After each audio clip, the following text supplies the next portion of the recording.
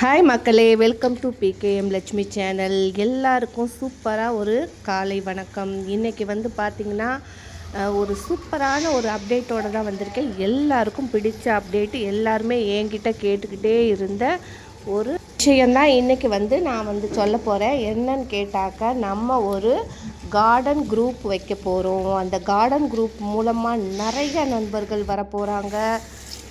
ஹரிப்ரியா, நீலா கிருஷ்ணன், அப்புறம் வந்து இது மாதிரி கார்டனர்ஸுக்கு நிறைய ஃப்ரீ சீடு கொடுத்து எல்லாரையும் என்கரேஜ் பண்ணுற மிகப்பெரிய ஜாம்பவான்கள்லாம் நம்மளோட வாட்ஸ்அப் குரூப்பில் ஜாயின் பண்ண போகிறாங்க. ஏன்னா இதை ஜாயின் பண்ணுறதுனால எல்லாருக்கும் சூப்பராக வந்து விதைகள் வந்து கொடுக்குறவங்களா இருந்தாலும் சரி, விதை வந்து வாங்குறவங்களா இருந்தாலும் சரி, எல்லாருக்கும் ஒரு ரொம்பவே யூஸ்ஃபுல்லான வீடியோ. டெரஸ் கார்டனுக்கு ஒரு என்ன சொல்கிறது, கிஃப்ட்டுன்னு சொல்லலாம். சூப்பரான கிஃப்ட்டு. நமக்கும் வந்து பார்த்திங்கன்னா நிறைய ஃப்ளவர் சீடு, வெஜிடபிள் சீடு எல்லாம் கலெக்ட் பண்ணியாச்சு. என்னென்னன்ட்டு இன்னும் ஒரு 2 டேஸில் வந்து அப்டேட் பண்ணுறேன். இது வந்து பார்த்திங்கன்னா ஒரு வயலட் ஆலமெண்டாவோட சேர்ந்தது. செம்ம சூப்பராக இருக்கும் இந்த ஃப்ளவரு. நீங்கள் ஃபஸ்ட்டே பார்த்துருப்பீங்க. இங்கே பாருங்கள், நிறைய விதை விட்டுருக்கு. எல்லாமே கலெக்ட் பண்ணி வச்சுருக்கிறேன். இதோட நம்ம மாடி தோட்டத்துலேயும் சரி, நம்ம ஃப்ரெண்ட்ஸ் குரூப்லேயும் நிறைய விதை வந்து வரப்போகுது. ரொம்ப எல்லாரும் ஹாப்பியாக இருங்க. பேசுகிறவங்க பேசட்டும். இந்த பார்க்குறீங்களே, இந்த படம் பாருங்கள். ஒரு முகம் மட்டும் நம்ம பார்த்தோம்னாக்கா ஸ்ட்ரெயிட்டாக ஒரு முகம் தான் தெரியும். அது நல்லா உத்து பார்த்தா தான் தெரியும் அது வந்து ஒரு முகமாக தெரியுதா, இல்லை நேராக தெரியுதா, சைடாக தெரியுதான்னு. கண்டிப்பாக வந்து நம்ம உடனே பார்த்தோம்னா அது நேராக தெரிஞ்ச மாதிரி தான் இருக்கும். ஆனால் அது வந்து ஒரு உத்து பார்த்தோம்னா சைடாக குறுகலாக இருக்கிற மாதிரி இருக்கும். அந்த மாதிரி தான் சில நபர்கள் கூட நம்ம பார்க்கும்போதும் அவங்களோட பேச்சுகளை கேட்கும் போதுமே வந்து ரொம்பவே சூப்பரான ரொம்ப சூப்பர் கிரேட் அப்படிங்கிற மாதிரி தான் நமக்கு தோணும்.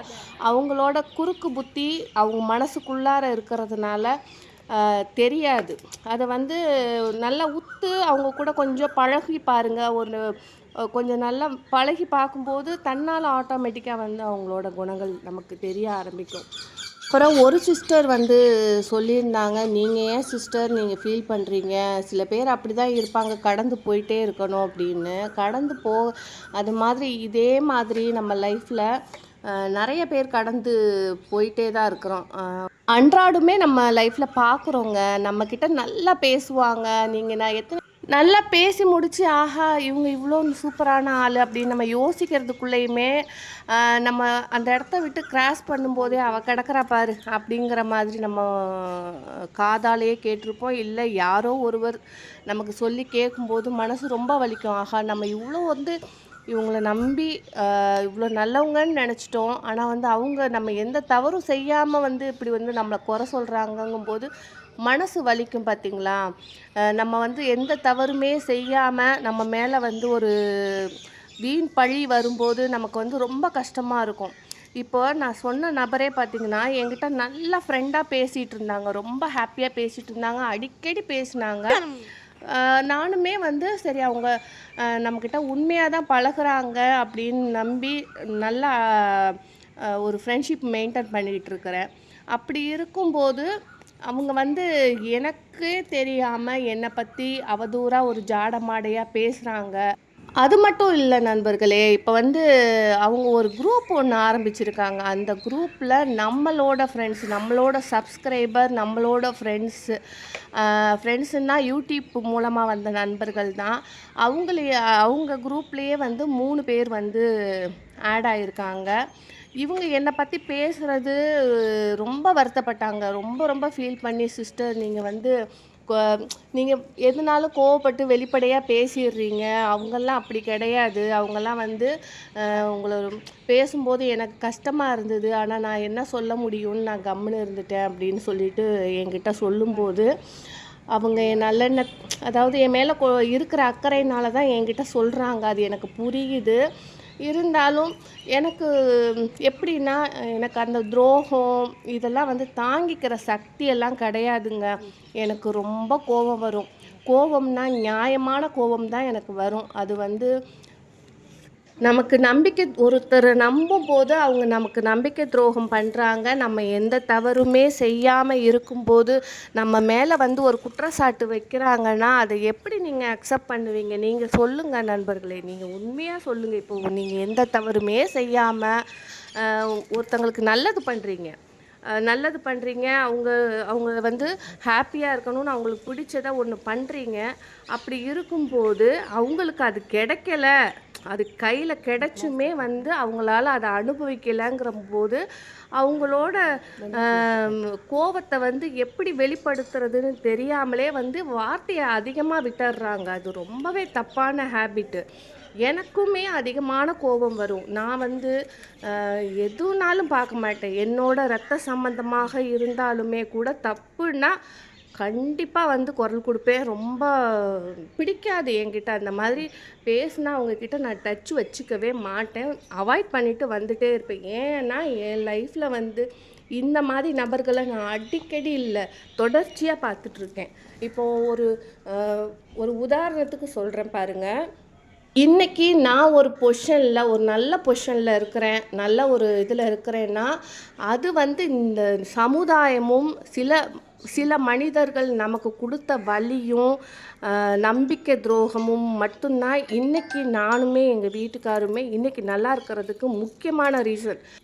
எங்கள் வீட்டுக்கார் லைஃப்லேயா இருக்கட்டும், என் லைஃப்லேயா இருக்கட்டும், நிறையா சுயநலவாதிகள், அப்புறம் நம்பிக்கை துரோகம் பண்ணுறவங்க, பஞ்சம் வச்சு வலி, அவமானம், இது கண்ணீர் எல்லாத்தையும் தாண்டி கடந்து இன்றைக்கி வந்து அப்பாடான்னு பெருமூச்சு விட்டுட்ருக்கோம். ஏன்னா நம்ம எல்லார் லைஃப்லேயும் பார்த்திங்கன்னா 100% சொந்தக்காரங்க வந்து ஒரு சில பேர், இப்போ 100 பேர் இருக்காங்கன்னா அதில் வந்து 50% பேருக்கு வந்து நம்மளுக்கு ரொம்ப பிடிக்கும். ஏதாவது தவறு செய்தால் அதை கண்டிப்பாங்க, இப்படி பண்ணக்கூடாது தப்பு அப்படின்னு சொல்லிட்டு கண்டிப்பாங்க. 50% பேர் என்ன பண்ணுவாங்க, நம்ம நல்லதே அவங்களுக்கு பண்ணினா கூட அதை வந்து தவறுன்னு தான் சொல்லுவாங்க. இது எதுக்காக சொல்கிறேன்னாக்க, அப்படியும் சில நபர்கள் இருப்பாங்க, இப்படியும் சில நபர்கள் இருப்பாங்க. எல்லாருமே பர்ஃபெக்ட்டும் கிடையாது. என்ன வரைக்குமே நான் சொல்கிறேன், எனக்கும் வந்து ஒரு சின்ன வீக் பாயிண்ட் இருக்குது. ஏன்னா எனக்கு வந்து முன்கோபம் ஜாஸ்தி வரும். அது வந்து நல்லவர்கிட்ட வருமானு கேட்டால் கண்டிப்பாக வரவே வராது, 100% வராது. ஏன்னா நல்லவங்க மனசை நான் எப்போவுமே நோகடிக்க மாட்டேன். எனக்கு வந்து நல்லவங்க மனசை நோகடிச்சா நம்ம நல்லாவே இருக்க மாட்டோம். நிஜமாக சொல்கிறேன், இது வந்து என்னோடய வாழ்க்கையில் அனுபவபூர்வமான உண்மை நண்பர்களே. ஏன்னா வந்து பாருங்களேன், இன்றைக்கி நம்ம உண்டு, நம்ம வேலை உண்டு அப்படின்னு நம்ம ஜாலியாக இருக்கிறோம், நமக்கு பிடிச்சதை செய்கிறோம், நம்ம ஹாப்பியாக இருக்கணும்னு நினச்சி நமக்கு ஒன்றொன்றும் பிடிக்கும், எது சந்தோஷத்தை கொடுக்குதுன்னு பார்த்து தான் நம்ம அதில் ஈடுபட்டுருக்கோம். அப்போது எப்படியாவது ஒரு பிரச்சனை வரும்னா இந்த மாதிரி கூட வரும். பாருங்களேன், ஒரு நல்லா நம்ம கூட அன்பாக பேசிக்கிட்டு இருந்த ஒரு நபர், ஒரு 2 நாளைக்கு முன்னாடி கூட அன்பாக என்கிட்ட பேசிக்கிட்டு இருந்த நபர் வீடியோவில் பார்த்தீங்கன்னாக்கா என்னை இவ்வளோ ஒரு வந்து மோசமாக பேசியிருக்கிறாங்க. அதை நான் எதிர்பார்க்கவே கிடையாது. ஏன்னா அவங்க சொல்கிறாங்க அவங்க வளர்ச்சிக்கு வந்து நான் தடன்னு. நிஜமாகவே என்னோடய சேனலையும் பாருங்கள், அவங்க சேனலையும் பாருங்கள், யாருக்கு வியூஸ் போகுது, யார் வந்து வளர்ச்சியை வந்து தடை பண்ணுறாங்கன்னு உங்களுக்கே புரியும். ஏன்னா என்ன சொல்கிறதுன்னு அதுக்கு மேலே எனக்கு தெரியலை. இது வந்து அதாவது கார்டனர்ஸ்குள்ளேயே நிறைய போட்டிகள், பொறாமைகள் இருக்குது. நம்மக்கிட்ட வெளி தோற்றத்தில் நல்லா பேசினா கூட ஒருத்தருக்கு ஒருத்தர் அழிக்க தான் முயற்சி பண்ணுறாங்க. இல்லை எந்த சம்மந்தமுமே இல்லாமல் ஒரு நல்ல உறவாக இருக்கும்போது அவங்கள பற்றி பேச வேண்டிய அவசியம் என்ன? அப்போ இப்படி பேசினோம்னா, அதாவது நம்ம வந்து அன்பாக இருக்கிறோம், அவங்கள நம்ம திட்டினோன்னா ஆப்போசிட்டு நம்ம எந்த தவறும் செய்யலை அப்படின்னாக்கா கண்டிப்பாக ஆப்போசிட் பார்ட்டிக்கு கோவம் வரும். அவங்க ஏதாவது ஒன்று பேசுவாங்க. அப்போ நம்ம சேனலில் நல்லவங்க மாதிரி பேசினோம்னா நம்ம சேனலில் வியூஸ் போகும் அப்படிங்கிற ஒரு எண்ணம் கூட இருக்கலாம். இல்லைன்னா எங்கள் பிரச்சனைக்கு ஒரு ரீசனுமே இல்லையே, நாங்கள் எந்த ஒரு சண்டையும் போடல, எந்த ஒரு இதுவுமே பண்ணலை. அவங்க எனக்கு அனுப்புனாங்க, நான் அவங்களுக்கு அனுப்புனேன். ஆனால் பாருங்களேன், இது கூட கடவுளோட விளையாட்டுன்னு நான் நினைக்கிறேன். எனக்கு தெரிஞ்ச வரைக்கும் பாருங்கள், அவங்க கொடுத்தது கண்டிப்பாக நான் தொலைக்கலை, ரொம்ப பத்திரப்படுத்தி வச்சுருந்தேன். ஆனால் வேலை செய்கிறவங்க அது தெரியாதுல்ல, ஏதோ ஒரு நவதானியம் போல் இருக்குது, வேண்டான்னு போட்டிருக்காங்கன்னு சொல்லிட்டு குப்பையில் போட்டாங்க. அது வந்து நாங்கள் திரும்பவுமே குப்பையை கூட கிளறி போய் தேடி பார்த்தோம், கிடைக்கல. சரி ஓகே பரவாயில்ல, அது நமக்கு இல்லைன்னு இருக்குது, அதனால போயிடுச்சுன்னு நினச்சிட்டு இது பண்ணிட்டேன். ஆனால் பாருங்கள் நான் அனுப்புனதுமே அவங்க கைக்கு கிடைக்கக்கூடாதுன்னு ஏன்னா வந்து நல்ல மனதோடு கொடுத்தோன்னு வச்சுக்கோங்களேன், அது கண்டிப்பாக நமக்கு எல்லாமே நல்லா சக்ஸஸ்ஃபுல்லாக வரும். நமக்கு வந்து பிடிக்காமல் கொடுத்தாங்க ஒரு விஷயத்த பண்ணாங்கன்னாக்கா கண்டிப்பாக அதை வந்து கடவுள் வந்து இது வேண்டாம், இது தப்பு, அவாய்ட் பண்ணிடுங்கிற மாதிரி ஏதோ ஒரு ரீசன்னால் அவாய்ட் பண்ணிட்டாங்க. அதனால தான் என்னோட இது கூட அவங்களுக்கு வந்து போய் சென்றடையாமல் இருந்திருக்கு. அது நமக்கு வந்து கடவுள் ஏதோ ஒரு ரூபத்தில் உணர்த்துவாங்க. இப்போ பாருங்களேன், எந்த பகையும் இல்லாமல் நம்மளை வந்து ஒருத்தவங்க பேசுகிறாங்க, அவங்க வளர்ச்சிக்கு நம்மளை பேசுகிறாங்க. இதில் வேறு நான் வந்து அவங்க வளர்ச்சிக்கு போராமப்படுறேன். இது எங்கே போய் நம்ம சொல்கிறது எனக்கு தெரியல. நான் அப்படிப்பட்ட கேரக்டரும் கிடையாது. போராமப்படுற அளவுக்கு, அதாவது தப்பு செஞ்சால் கூட நான் கண்டிப்பாக நேருக்கு நேர் ஏன் இப்படி பண்ணீங்கன்னு கேட்குற ஆள். எதுவாக இருந்தாலும் என் மனசில் எதுவுமே நான் வச்சுக்கவே மாட்டேன்.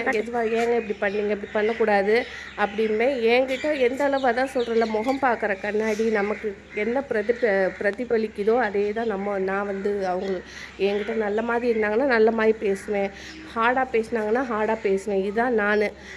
என்னை வந்து குறை சொல்கிற அளவுக்கு யாருக்கும் தகுதி இல்லைன்னு நான் நினைக்கிறேன்.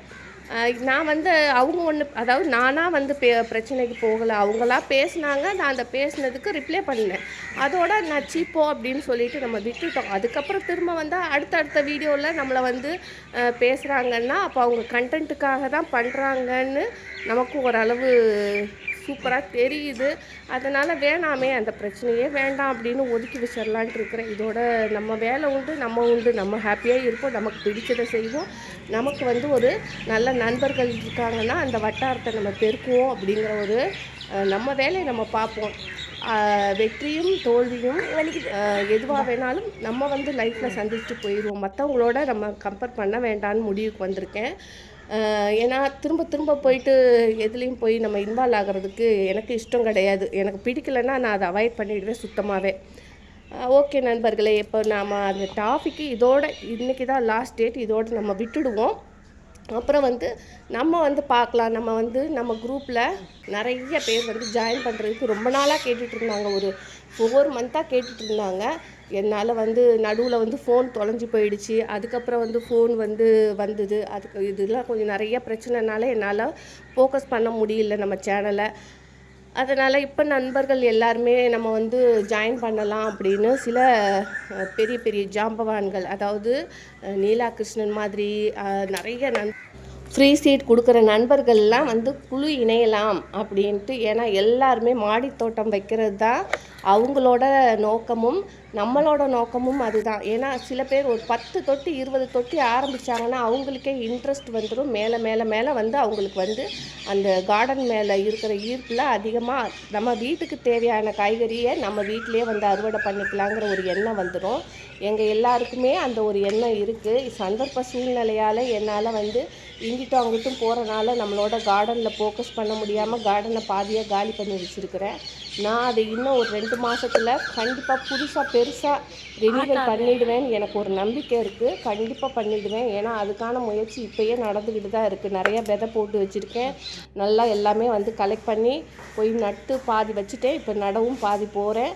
இன்னும் 1 மாதத்தில் சூப்பராக இருக்கும். அப்புறம் என்னென்ன விதை போட்டு என்னென்ன வந்து நட்டு வச்சுருக்கேன்னு நெக்ஸ்ட் வீடியோவில் பார்க்கலாம். அப்போ பாருங்கள், நம்ம கார்டன் பக்கத்துலேயே பார்த்திங்கன்னா இவ்வளோ ஒரு சூப்பரான ஒரு கொய்யா தோட்டம் இருக்கிறதையே நான் மறந்துட்டேன் நண்பர்களே. பாருங்களேன் எவ்வளோ சூப்பராக இருக்குது பாருங்கள், கொத்து கொத்தாக இருக்குது. நான் இன்னைக்கு ஃபுல்லாக சரி நல்லா இருக்காது இவ்வளோ இருக்குது பறிக்காமல் வச்சுருக்காங்கன்னு சாப்பிட்டு பார்த்தா செம்ம டேஸ்ட்டு. சரி ஓகே நல்ல வேண்டாம்னு சொல்லிட்டு எல்லாமே பறித்து எங்கள் வீட்டுக்கார்ட்டையும் கொடுத்தேன். அவருமே நல்லா சாப்பிட்டுட்டு எங்களுக்கு நேரம் போக்கே இந்த கார்டனு அப்படிங்கிற மாதிரி ஆகி போயிடுச்சு. எங்கே சுற்றினாலும் அவர் வந்து வேலைன்னு போயிடுறாரு. நானும் பாப்பாவும் இந்த கார்டனுக்குள்ளேயே இருக்க வேண்டியதாக இருக்குது. இனிமே தான் கார்டனை ஃபோக்கஸ் பண்ணி வேறு லெவலில் கொண்டு வர போகிறேன். ஏன்னா சும்மா நண்பர்களே, நம்ம குழுவில் வந்து ஜாயின் பண்ணுறதா இருந்ததுன்னா நீங்கள் வந்து என்னோட இந்த ஸ்க்ரீன்லேயும் நம்பர் வரும். அப்புறம் வந்து டிஸ்கிரிப்ஷன்லேயும் நம்பர் கொடுக்குறேன். வேணுங்கிறவங்க ஜாயின் பண்ணிக்கோங்க. எல்லோரும் பயன்பெறுங்க. சீக்கிரமாக ஜாயின் பண்ணுங்கள். ஒரு குறிப்பிட்ட நபர்களை மட்டும்தான், அதாவது முன்னாடி வர்ற குறிப்பிட்ட நபர்களை மட்டும்தான் வந்து எங்களால் குழு சேர்க்க முடியும். அதை நான் தெரிவிச்சுக்கிறேன். ஒரு முக்கியமான விஷயம், இப்போ வந்து கொரியர் அனுப்புனது என்னென்னா, நான் தெரியாமல் வெள்ளிக்கிழமை அனுப்பிட்டேங்க. சாரி வெள்ளிக்கிழமை மார்னிங் அனுப்புனனால கண்டிப்பாக வந்து சனி ஞாயிறு போயிருக்காது. அதனால் கொஞ்சம் ஒரு 4-5 பேர் வந்து வெயிட்டிங்கில் இருக்கிறீங்கன்னு தெரியும். இன்னும் ஒரு 2 நாள் வெயிட் பண்ணுங்கள், உங்கள் கைக்கு வந்து சேர்ந்துடும். உங்கள் கை வந்து சேர்ந்ததுமே எனக்கு வந்து வாட்ஸ்அப்லையோ இல்லை கமெண்ட்லேயோ சொல்லிவிடுங்க நண்பர்களே. இல்லைன்னா எனக்கு ஐயோ வந்துருச்சா வரலையாங்கிற மாதிரி. ஏன்னா எதுக்காக இதை சொல்கிறேன்னா, 100 பேருக்கு அனுப்புகிறேன்னு வச்சுக்கோங்களேன், அதில் வந்து ஒரு 40-50 பேர் சொல்கிறாங்க, 40-50 பேர் ஓகே அப்படின்ட்டு விட்டுடுறாங்க. அது வந்து ரொம்ப கஷ்டமான விஷயம். ஒரு கஷ்டப்பட்டு நம்ம அனுப்பும்போது ஒரு சின்னதாக ஒரு மெசேஜ் போடவே கஷ்டப்படுறாங்க. சரி ஓகே மக்களே, நம்ம வந்து பெருசாக ஜாயின் பண்ணலாம். சூப்பராக மாடி தோட்டம் ஆரம்பித்து ஆர்கானிக்காக சாப்பிட்டு ஹெல்த்தியாக மன நிம்மதி, மெயினாக வந்து ஹெல்த்தியோட மன நிம்மதியும் நம்ம எல்லாருக்கும் கிடைக்கணும். Happy gardening. பாய் மக்களே.